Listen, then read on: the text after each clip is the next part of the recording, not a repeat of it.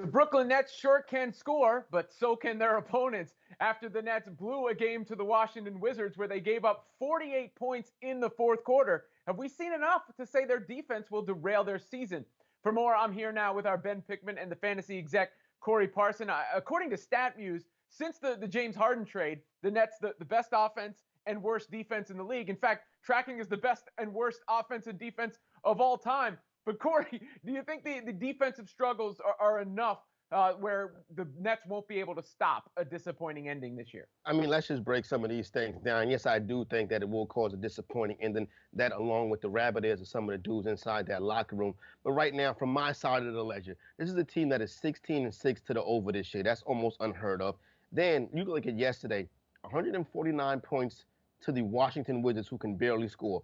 125 points to the Oklahoma City Thunder. Not to mention the fact that we saw the Miami Heat, JV version of the Miami Heat, put up 124 points on this team. And then, of course, about a week and a half ago, you had the back-to-back games versus the Cavaliers where they give up 145 and 127.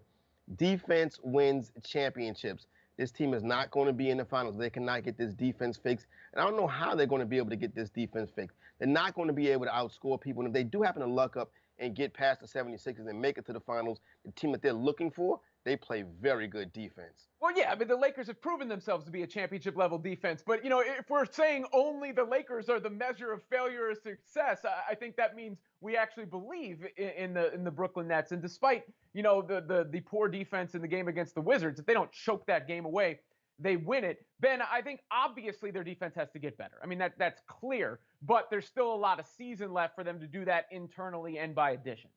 Without a doubt. And I think we're going to see throughout the remainder of the regular season a lot of close games because of the Nets' defensive struggles, right? Like we did against the Washington Wizards. If TLC makes that layup, they come away with a win. But their defense is still just as bad, win or loss. But yeah, I mean, it's obviously something they're going to have to deal with. But Brooklyn still has a positive net rating since the James Harden trade. And it is something I think we're going to see continue to grow going forward because their offense presumably is also only going to get better. And so you would hope with some veteran leadership of Kevin Durant and James Harden and Kyrie Irving and, say, a veteran assistant coach on the bench like Jacques Vaughn, who's kind of a proven coach in the league of sorts, that Brooklyn's defense will improve and that they, will figure out good habits in time for the postseason.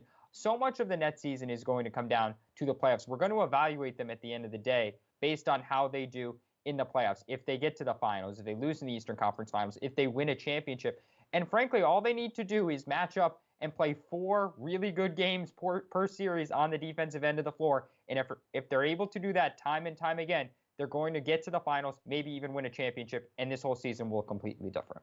Yeah, to the question, can they outscore teams? I think the answer is yes. They're going to outscore teams more often than not. They just got to get their defense to the level that it needs to be come postseason so that it doesn't cost them from, getting to the NBA Finals like we all think they likely will.